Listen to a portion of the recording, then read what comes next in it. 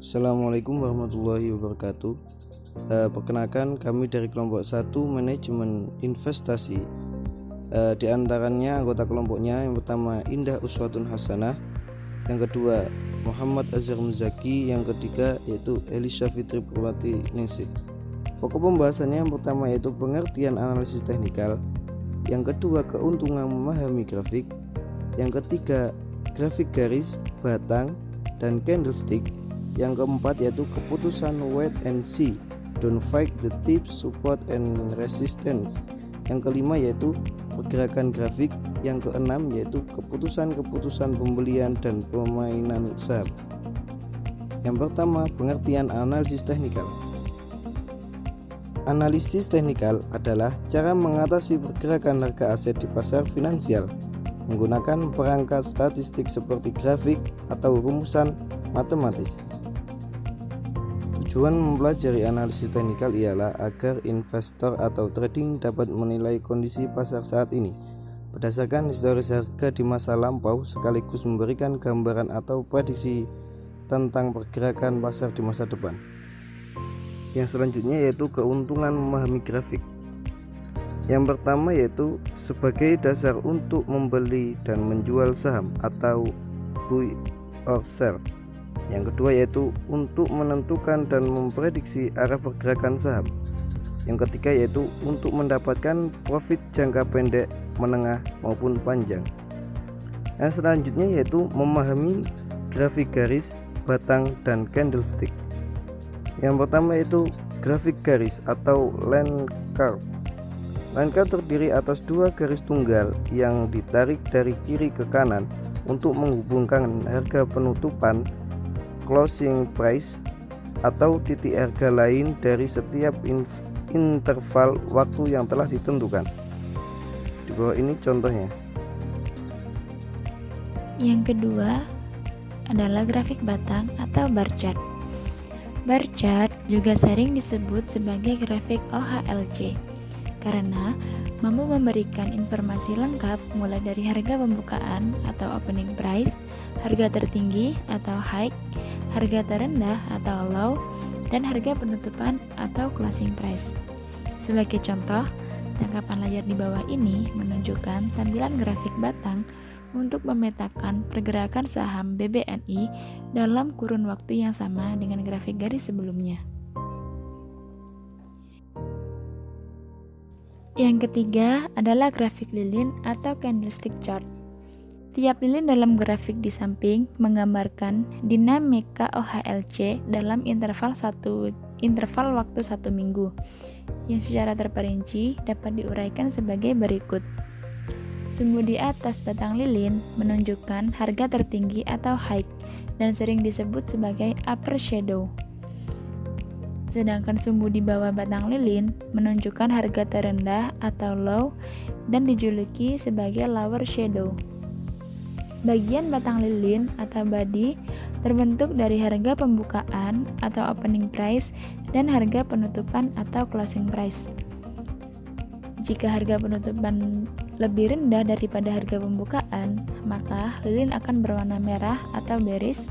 Namun, jika harga penutupan lebih tinggi daripada harga pembukaan, maka batang akan berwarna hijau atau bullish. Selanjutnya, keputusan wait and see, don't fight the tape, support and resistance. Yang pertama, keputusan wait and see. Wait and see adalah saran untuk menunggu dan melihat keadaan market terlebih dahulu sebelum mengambil keputusan beli atau jual. Yang kedua, keputusan don't fight the tape. Istilah don't fight the tape memiliki arti jangan melawan pasar.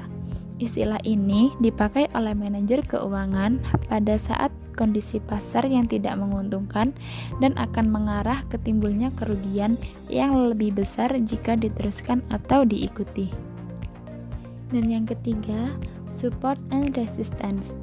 Support adalah tingkat atau area harga tertentu yang dapat diyakini sebagai titik terendah pada suatu masa di mana seakan-akan tingkat harga ini menjaga supaya harga tidak jatuh lebih dalam. Dan resistance adalah kebalikan dari support. Yang selanjutnya, pergerakan grafik. Dalam memahami pergerakan grafik saham, dibutuhkan beberapa cara sebagai berikut. Yang pertama, membaca time frame dalam sebuah grafik saham. Yang kedua, membaca tren harga dalam sebuah grafik saham. Yang ketiga, membaca support and resistance harga dalam grafik saham. Dan yang keempat, membaca momentum pergerakan harga dalam grafik saham. Yang pertama, membaca time frame dalam sebuah grafik saham. Hal nomor satu yang harus diperhatikan saat membaca grafik saham adalah kerangka waktu atau time frame yang dipantau.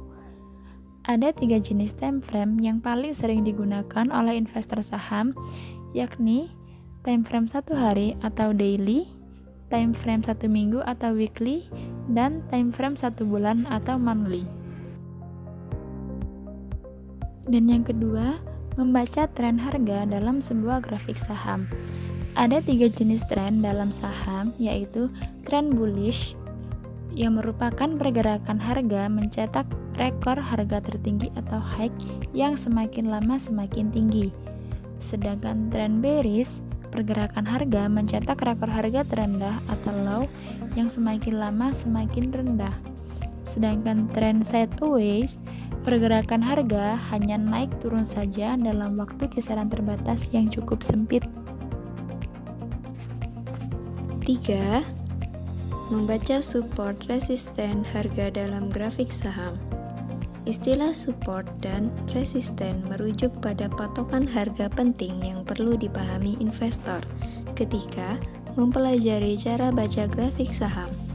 Support merupakan penanda batas bawah di mana harga di masa lalu cenderung berbalik dari menurun menjadi naik, sedangkan resisten merupakan penanda batas atas di mana harga cenderung berbalik dari naik menjadi turun.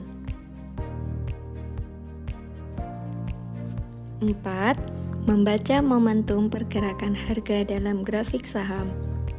Ukuran tubuh candle body mengisyaratkan momentum pergerakan harga dalam satu time frame tertentu.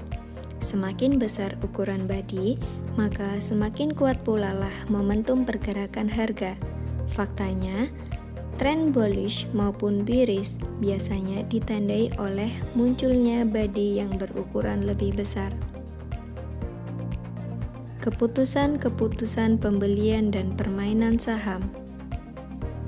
Permainan saham dan penentuan keputusan pembelian saham menggunakan indikator moving average atau MA. Moving average atau MA merupakan garis yang berasal dari perhitungan nilai sebelum saat ini. MA menghitung pergerakan rata-rata dari suatu nilai dalam suatu rentan tertentu.